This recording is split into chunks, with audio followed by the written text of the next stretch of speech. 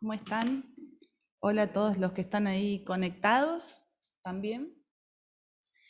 El pasaje que me designó Nico es el de Lucas 17, del 1 al 10. Y la verdad que cuando lo leí, le digo al Pato, y le digo, es un pasaje que tiene un montón de cosas para analizar. Digo, y es más, que se tendría que dar como que en distintas partes, porque tiene un montón.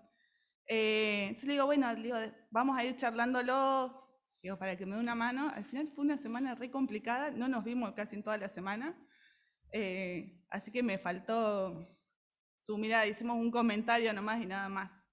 Pero también me pasó que el domingo no pude estar en la reunión porque estaba de guardia, así que en la semana escuché el audio del mensaje de la INE.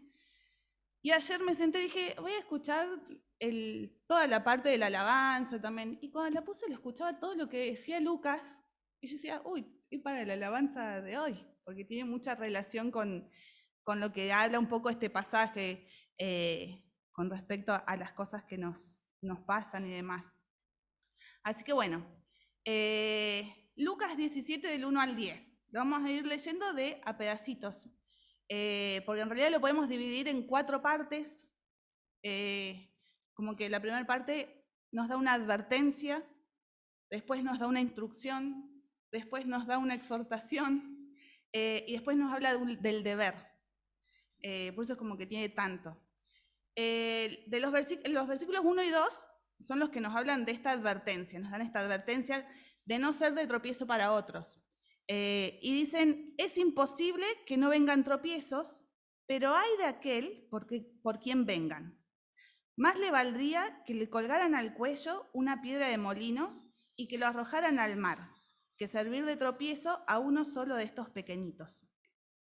Y en este pasaje, Jesús empieza estableciendo un hecho. Dice, es imposible que no vengan tropiezos.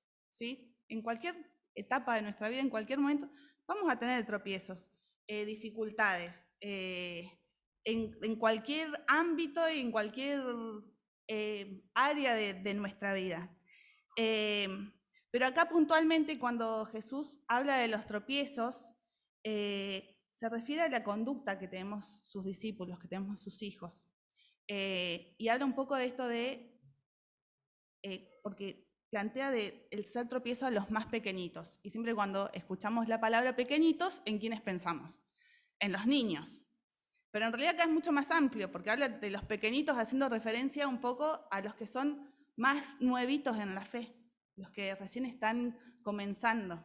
Entonces, por eso es este planteo, gracias Cine, de no ser de tropiezo para ellos, los que son más maduros en la fe, de que no los hagan caer. Y ser tropiezo en qué cosas.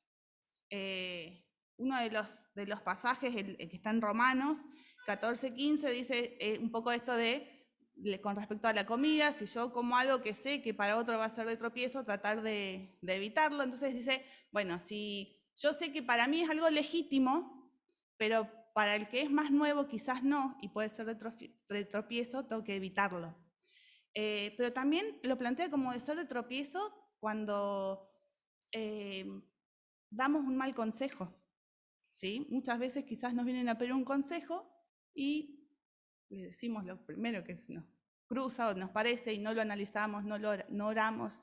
Y también es un poco de eso, y ser de mal ejemplo. Y el ser de tropiezo, lo pensaba la gravedad que tiene, porque dice que la consecuencia es fatal, es ponerle una piedra de molino al cuello y tirarlo al fondo del mar para que se muera. Yo decía, ¿por qué una piedra de molino? ¿Por qué no dijo una piedra cualquiera? Total, todo sirve para hacer de peso. Entonces me puse a buscar un poco sobre las piedras de molino de esa época. Claro, son 2 piedras gigantes, una está fija, la otra es la que gira, que era para moler los granos. Pero lo que me llamó la atención era el peso de esas piedras, porque dice que en realidad los que los podían llegar a mover eran los animales, no las personas. Dice que aproximadamente tienen un peso de 1000 kilos. ¿Sí? Entonces es como un auto. Los autos así solitos, sin gente arriba, tienen un peso aproximado de 1000 kilos, es como que nos aten un auto al cuello y nos tiren al fondo del mar. Así de grave es el ser de tropiezo para otros, para estos que son más nuevitos, que están empezando en la fe. Y quizás no es solo que están empezando en la fe, también creo que muchas veces quizás hay gente que tiene muchos años dentro de la iglesia y aún así son nuevos en la fe, les falta un poco más de todo este crecimiento y por eso tenemos que ser cuidadosos con las cosas que decimos y con las cosas que hacemos. Los dos versículos que siguen, el 3 y el 4, son una instrucción, y la instrucción al perdón. Y estos dos versículos dice, así que tengan cuidado, si tu hermano peca contra ti, repréndelo, y si se arrepiente, perdónalo. Si en un solo día peca 7 veces contra ti, y 7 veces vuelve a ti el mismo día y te dice, me arrepiento, perdónalo. En la versión de la Reina Valera empieza diciendo, mirad por vosotros mismos. Y me da la sensación de que es una expresión que nos indica que pongamos atención a esto que Jesús nos está por decir. Mirá, presta atención a esto que Jesús está diciendo. Y lo que plantea acá es un principio clave para la vida cristiana, que es el perdonar. El perdonar cuando alguien comete una ofensa contra nosotros. Cuando alguien nos hace algo que no nos gusta o nos ofende, lo común es que o estemos tristes o estemos mal o tengamos rencor por lo que nos hicieron. Y acá, ¿qué es lo que nos dice Jesús? No tiene que ser así. Ante una ofensa, uno tiene, ¿cuál es la actitud que tiene que tener? Hay dos pasos a seguir, dos cosas que tenemos que hacer. Lo primero dice, reprender, porque dice, si tu hermano pega contra ti, repréndelo. Tengo que ir a decirle, che, mira, me hiciste esto y no está bien, no está bueno, no me gustó, no es correcto. Si el ofensor se arrepiente porque se da cuenta de su error y me pide perdón, lo tengo que perdonar. Y quizás esa es la parte más difícil, porque es fácil ir quizás a decirle al otro, che, esto que hiciste no me gustó o me hizo mal, y después tener que perdonar. ¿Por qué? Porque el perdonar es algo más complejo. No es, bueno, ya está, te perdono, pero después de la semana todavía me sigo acordando de todo lo que me hizo. Sino que en la Biblia lo plantea como que el perdonar es enviar lejos. Y eso nos lleva al Antiguo Testamento, con el pueblo de Israel. Después lo pueden leer al pasaje en Levíticos 16, del 1 al 34, que hablaba de cuando el sumo sacerdote tenía el día de expiación, ¿sí? Que se reunía, era un día especial, que todos los años se celebraba, y tenía todo un proceso que hacían, ¿sí? Que era para la expiación de los pecados. Y después de varias cosas que tenía que hacer el sacerdote, en este caso era Aarón, que bañarse, vestirse, que ir, venir, dice que se llevaban 2 machos cabríos a presencia de él, se echaban suertes y uno era el que se ofrecía en holocausto para Jesús y el otro tenía una función especial, que después de que se terminaba de hacer todo lo demás de la expiación y del holocausto, dice que el sacerdote agarraba a este macho cabrío y confesaba todos los pecados del pueblo. Como que lo agarraba y le tiraba todas las cargas encima al pobre animalito de los pecados del pueblo. Y una vez que terminaba, había una persona designada que se lo llevaba al desierto, lejos, para que ese macho cabrío no pueda volver. Por eso habla que el perdonar es enviar lejos, ¿sí? De que no pueda volver, de que no nos podamos acordar. Y esto el pueblo de Israel lo hacía todos los años hasta que llegó Jesús y hizo este sacrificio tan grande por nosotros, de morir en la cruz por cada uno de nuestros pecados.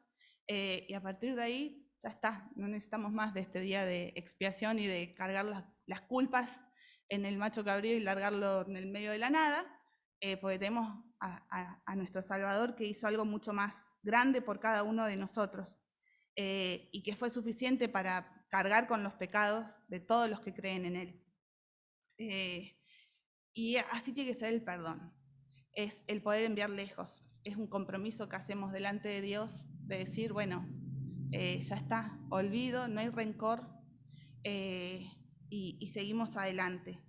Y dice, el pasaje dice, y si se arrepiente, perdónalo. Y ese es el desafío que nos da Jesús. Porque dice que no es que Jesús tenía la intención de reducir o hacer más simple nuestra mirada sobre el perdón, sino que ampliar el trabajo que tenemos que tener sobre el perdón. No nos dio motivos o razones para no perdonar. Al contrario, nos dijo, sí, hay que perdonar, indistintamente de lo que pase.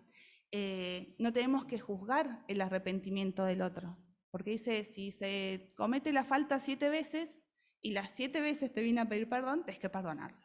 Y podemos decir ya para la tercera, che, ya es un chiste, viene todo, quizás su arrepentimiento no es genuino, pero dice, nosotros no tenemos que juzgar el arrepentimiento, eso es otra cuestión, sino que tenemos que perdonar. ¿Y qué pasa si quien me ofendió no se arrepiente? Y también tenemos que perdonar, ¿sí? Por más que nos cueste, y quizás esa es la parte más difícil, porque cuando el otro reconoce que hizo algo contra nosotros, quizás es más fácil perdonar. Pero si el otro no reconoce lo que hizo, no reconoce su culpa, nos cuesta un poquito más el perdonar esa situación, el perdonar a esa persona. Pero es importante que lo podamos hacer. En los 2 versículos que siguen, en el 5 y el 6, dije que era una exhortación, y es una exhortación a tener una vida de fe. Y acá estos pasajes, estos 2 versículos dicen, aumentanos la fe. El Señor les dijo, si ustedes tuvieran fe del tamaño de un grano de mostaza, podrían decirle a este sicómoro, desarráigate y plántate en el mar, y el sicómoro lo obedecería. Y toda nuestra vida cristiana es una vida de fe. Necesitamos de fe para evitar de ser tropiezos para otros. Necesitamos de fe para poder perdonar a quien nos ofende, para perdonar a los demás. Es lo que más nos hace falta y es casi que diría el pilar de nuestra vida cristiana, la fe. Y los discípulos le dicen, aumentanos la fe, Señor. Y el Señor, ¿qué les dice? Les da una respuesta que me parece que es clave, porque lo que el Señor les dice es, no importa la cantidad de fe que tengan, sino la calidad de la fe que tienen, porque la compara con un grano de mostaza. Y un grano de mostaza es, si lo vieron, es una cosita minúscula de, no sé, 1 o 2 milímetros, y la compara con eso. Y lo que tiene de importante el grano de mostaza es que a pesar de que es tan pequeñito, adentro tiene la capacidad de generar vida y de crecer y de convertirse en un árbol grande y fuerte. Y eso es lo que tiene, ese potencial de crecimiento. Y eso es lo que Jesús nos está diciendo. No importa la cantidad de fe que tengas, sino la calidad. Porque por más que sea chiquitita, va a crecer. De a poco va a ir creciendo y va a ser cada vez más fuerte y más importante. Lo suficiente como para hacer que ese árbol, si yo le digo, desenterrate y andá y plantate en el medio del mar, lo haga. Más allá de que es ilustrativo, pero también leía, porque en distintas versiones, en algunas versiones dice un árbol, y en esta, en la Reina Valera contemporánea, habla del sicómoro. Yo dije, ¿qué árbol es? Entonces lo busqué, porque no podía quedarme con la duda, y es un árbol gigante. Es un árbol que puede llegar a medir hasta 20 o 30 metros de altura y un diámetro de su tronco de 6 metros. Yo dije, es un árbol importante. Y eso nos está diciendo, con un granito de fe, así de chiquita que sea nuestra fe, podemos hacer que un árbol tan grande nos obedezca. Y eso es lo que tiene de importante y de lindo esto de la vida cristiana y de la importancia de la fe. Y un poco en relación con lo que hablábamos antes del perdonar, una frase que leí entre todas las cosas que fui leyendo, decía, los más grandes milagros de la fe tienen que ver con la restauración de las relaciones. Decía que para poder perdonar, les dije al principio, es necesario que tengamos fe. Y para poder restaurar una relación con alguien que nos dañó, que nos lastimó, también es importante esa fe, saber que Dios va a obrar y que va a acomodar todas las cosas en su debido tiempo.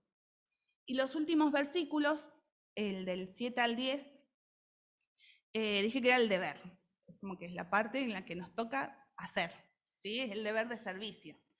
Y dice, si alguno de ustedes tiene un siervo que ara o apacienta el ganado, ¿acaso cuando él vuelve del campo le dice, pasá y siéntate en la mesa? No, más bien le dice, prepárame la cena y arreglate la ropa para servirme mientras yo como y bebo. Después podrás comer y beber tú. ¿Y acaso se le agradece al siervo el hacer lo que se le ordena? Así también ustedes, cuando hayan hecho todo lo que se les ha ordenado, digan, somos siervos inútiles, no hemos hecho más que cumplir con nuestro deber. Este pasaje, si lo pensamos en ese contexto y en el contexto de años después de la esclavitud, el amo no le iba a dar gracias por nada al esclavo. O sea, porque lo que tenía que hacer, obviamente, era parte de su trabajo. Y es más, el amo tenía la autoridad de hacer lo que quisiera con la vida del esclavo. Entonces, nunca un esclavo iba a esperar que le agradezcan por algo que estaba haciendo, que para él era algo que normalmente tendría que hacer. Y esto nos ayuda a entender un poco cuál tiene que ser nuestra actitud, ¿sí? Porque acá habla de que no tenemos que esperar el agradecimiento, que Dios nos diga qué lindo, qué bueno lo que estás haciendo, ¿sí? Porque es parte de lo que tenemos que hacer, nosotros lo tenemos que hacer en agradecimiento a Él por lo que Él ha hecho por nosotros, porque aún cuando estábamos en lo más bajo de todo, Él decidió mandar a su Hijo por nosotros, por nuestros pecados. Y es un poco de la retribución o el agradecimiento por la gracia que Él ha tenido con cada uno de nosotros. Dice, no tenemos que esperar ninguna consideración, no tenemos que esperar ningún trato especial, ninguna recompensa por servir, por hacer lo que tenemos que hacer, lo que nos corresponde. Es un servicio que tiene que salirnos de adentro, innato. Es algo que se hace sin interés. Nuestra actitud tiene que ser como la que dijo Jesús. El poder plantarnos y decir, siervo inútil soy, pues lo que tenía que hacer, lo hice. Y es un llamado de atención para todos, porque a veces cuando hacemos algunas cosas, es como que esperamos el reconocimiento de alguien, que alguien, aunque sea, venga y nos diga, qué lindo, qué bueno lo que hiciste. Y no tiene que ser esa la finalidad, no tiene que ser nuestro objetivo. Como les dije al principio, si nosotros comparamos lo que Jesús hizo por cada uno de nosotros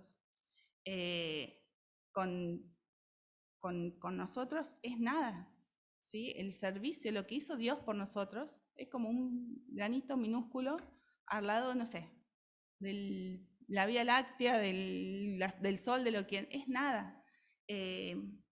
Entonces, y sin embargo, Dios ahí está y nos agradece y sabemos que nos va a recompensar por nuestra actitud, por lo que hacemos, a pesar de que muchas veces no lo merezcamos, pero sabemos que Él va a ver el trabajo de cada uno de sus siervos, va a ver el servicio, va a ver lo que cada uno de nosotros hizo, y lo ideal sería que cuando vea lo que hizo, diga como dijo en Mateo, buen siervo fiel, sobre poco has sido fiel, sobre mucho te pondré. Y qué lindo de saber que esa puede ser nuestra recompensa, de que Dios vea que todo nuestro servicio ha sido real y ha sido sincero y ha sido de corazón, y poder entender que el poder decir soy un siervo inútil es porque reconozco que Dios tiene la soberanía sobre mí, que reconozco que lo que Él hizo por mí es tan grande que yo lo único que hago es hacer lo que me corresponde, es un poquito, ¿sí? Es entender que ese trabajo es mucho más de lo que Él hizo por mí. Y cuando entendemos esto que Dios hizo por nosotros, este amor y ese sacrificio de Jesús en la cruz, cuando realmente entendemos la magnitud y la grandeza que tiene, es cuando nos cae la ficha y realmente entendemos que todo lo que hacemos es por gratitud. Nuestro servicio es por gratitud. Entonces, más allá de que lo plantea como un deber, yo les decía los 4 puntos, y es el deber de servicio, pero no lo tenemos que sentir como una obligación, sino que tiene que ser algo natural que salga de nuestro corazón, porque entendemos la grandeza de lo que Dios hizo por nosotros en todo. Pensar en la obra de Jesús para perdonar nuestros pecados, pensar en las grandes montañas que quizás Él movió por fe, y todo para nosotros, para esas pequeñas cositas que estamos dando vuelta y que muchas veces no nos merecemos tanto. Entonces, de estos 4 puntos, dijimos que el primero nos daba una advertencia, que también es importante. Son 4 puntos que la verdad que son súper importantes todos y que da para desarrollar cada uno por separado y hablar y hablar y hablar. Pero el primero dijimos que era la advertencia de no ser de tropiezo. Y es eso, prestar atención a las enseñanzas doctrinales que tenemos en la iglesia. Saber que a Dios no le interesa tanto nuestro carácter, sino como la verdad de lo que se enseña. Que tenemos que buscar la verdad con diligencia, con sensibilidad, y poder ser no la piedra de tropiezo, sino de ser el que ayuda al crecimiento de los que son más nuevos o tienen algunas dudas. Y saber de que no siempre tenemos la respuesta para todo. No siempre vamos a ser los más capacitados quizás para dar un consejo en un tema puntual. Entonces, también tener la sabiduría de ponerlo en oración y si es necesario, hablar con alguien más, pedirle consejo a alguien más que nos ayude para poder acompañar a la persona que lo necesita, que necesita ese crecimiento, y no darle un consejo a las apuradas y terminar haciendo todo más complejo y más difícil. El segundo punto dijimos que era una instrucción, la instrucción para perdonar. Y lo importante de acá es que dijimos que, bueno, que primero tengo que reprender y si la persona se arrepiente, perdonar. Pero no queda ahí, porque después del perdón también hay una necesidad de restauración y es la parte más importante. Y creo que también tenemos que pensar como iglesia cómo somos. Somos una iglesia que perdona, así, pero igual después me acuerdo de lo que hiciste y te lo remarco y te lo remarco y te lo recuerdo y te sigo haciendo todo más difícil. O somos una iglesia que restaura, que acompaña, que olvida el error de la persona y ayuda a su restauración, a su crecimiento. Creo que ese tiene que ser el punto más importante. Sabemos que la gracia de Dios y la sangre de Jesús en la cruz es suficiente para limpiar cualquier error, cualquier equivocación que haya tenido una persona. Pero es importante que nosotros tomemos ese lugar de ser restauradores, de acompañar en que esa persona pueda superar esa situación y seguir adelante. Y no ser señaladores, diríamos. Creo que eso es un punto importante que tenemos que pensarlo como iglesia y con cada uno de nosotros, de qué lado estamos. El tercer punto, dijimos que era una exhortación, la exhortación a una vida de fe. Y acá lo que plantea es como que es el cultivo de una relación y el vínculo con Dios. Es vivir por fe y no por vista, como tantas veces lo hemos escuchado, confiados en el cuidado de Dios. Es saber que No hacer las cosas porque mi instinto me lo dice, sino que dejar que Dios sea el que obre y el que haga.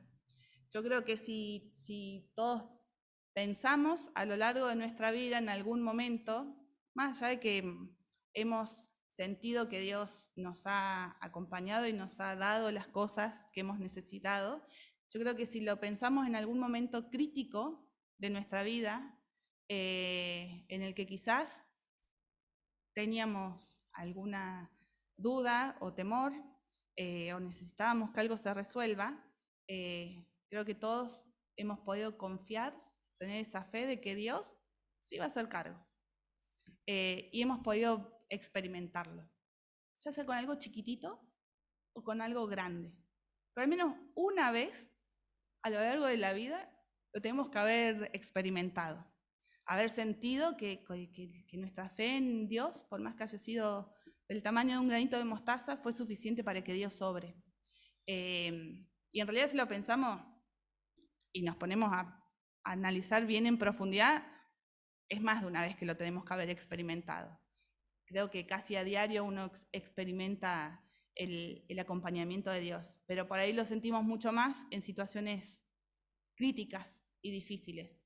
Pero lo importante es esto, de que no importa la cantidad, sino la calidad de nuestra fe, que es la base de nuestra vida cristiana, y es importante que la sigamos haciendo crecer, ¿sí?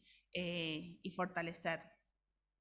Y por último, era el deber, nuestro deber como siervos, nuestro deber de servicio. Y acá es un poco el evitar esto de decirle, oh, Señor, bueno, pero hago esto, pero no hago esto.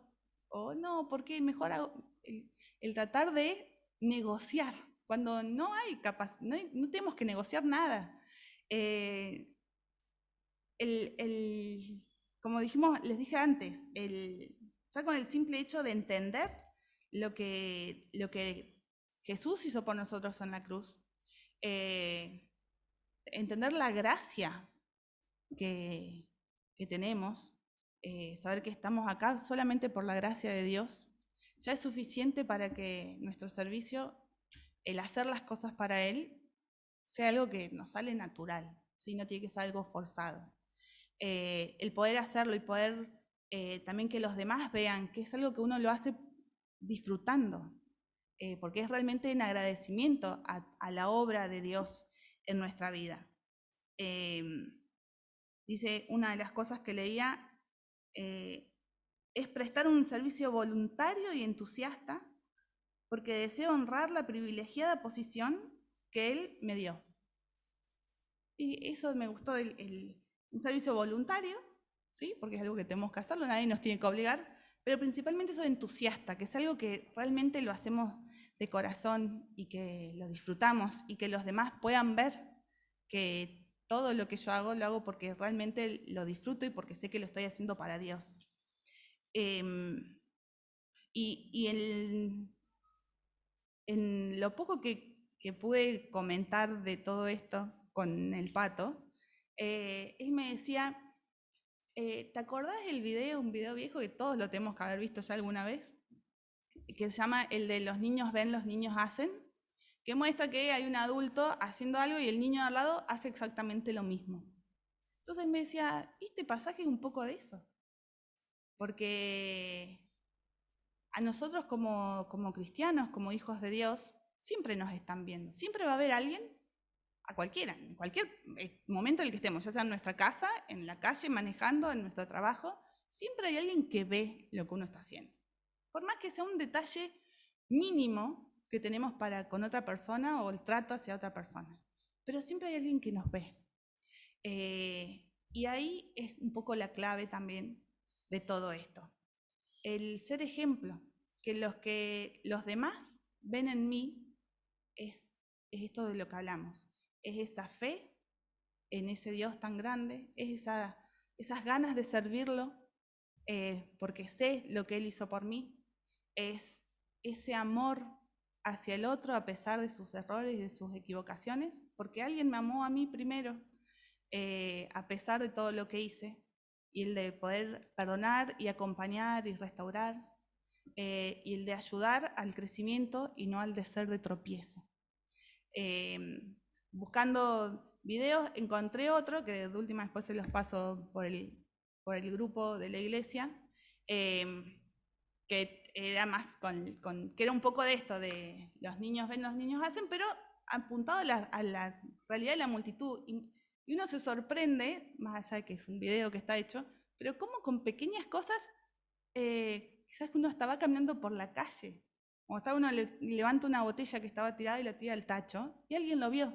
Y fue suficiente como para que después también tenga una actitud buena. Y creo que ese es un poco el desafío que tenemos que tener, de poder ser ejemplo para los demás, ya sea para esos pequeñitos, como nombré al principio, esos nuevitos en la fe, como para los que aún no están acompañándonos en la fe, que puedan ver en nosotros estos 4 puntos, esta capacidad de perdón, esta fe grande y estas ganas de servicio. Y anoche, justo antes de acostarme a dormir, abrí el Instagram y la primera publicación que me aparece es la de el misionero Samuel Nielsen, que cuando con los chicos de la escuela dominical trabajamos el tema de las misiones, los hados estuvieron viendo un poco de él, y él es un misionero que estuvo trabajando en Medio Oriente durante mucho tiempo. Y él había escrito esto, que dije, es como que el cierre un poco de todo esto. Y él publica una imagen de un padre que está arrodillado, y al lado su hijito también arrodillado mirándolo. Y dice, una de las imágenes que más me ha impactado vivir en el Medio Oriente es la seriedad con la que los hombres musulmanes desempeñan su rol de modelo a las nuevas generaciones.